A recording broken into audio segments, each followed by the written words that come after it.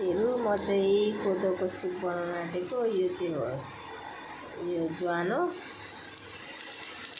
अलिकति भिजाउने हो। त्यहाँबाट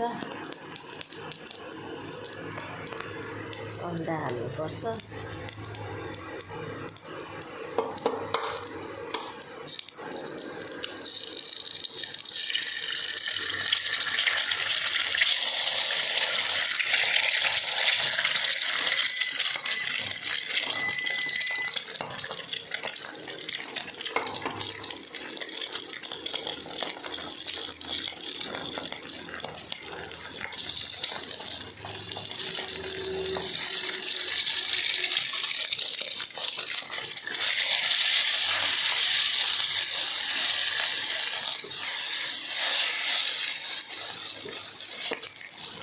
त्यहाँबाट अलिकति हल्दी हालिदिने कलरको लागि।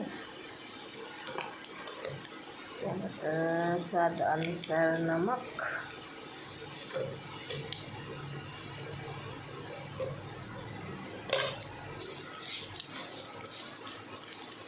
चाहिँ मैले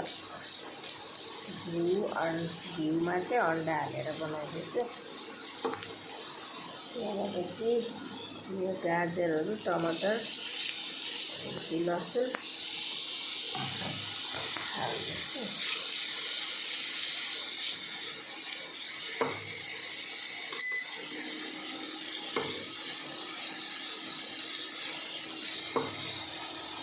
अब चाहिँ म कोदो र फापरको पिठो मिक्स छ त्यही हाल्दैछु।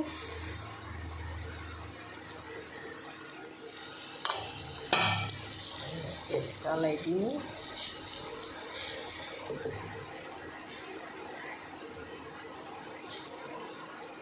मजाले मिक्स गर्नुपर्छ। यसरी एउटा हातले भिडियो गरेको, एउटा हातले चलाएको अप्ठ्यारो पो हुँदो रहेछ। अब यसरी गरम पानी हालिदिने मजाले भिजेपछि।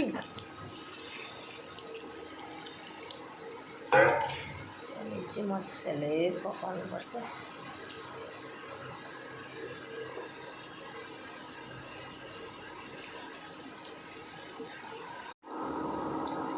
अनि यसरी सरर गरेर माथिबाट चाहिँ पालङ साग हालिदिनुहोस् होला। यो चाहिँ भयो मर्निङ ब्रेकफास्ट, एकदम हेल्दी ब्रेकफास्ट भयो साथीहरू।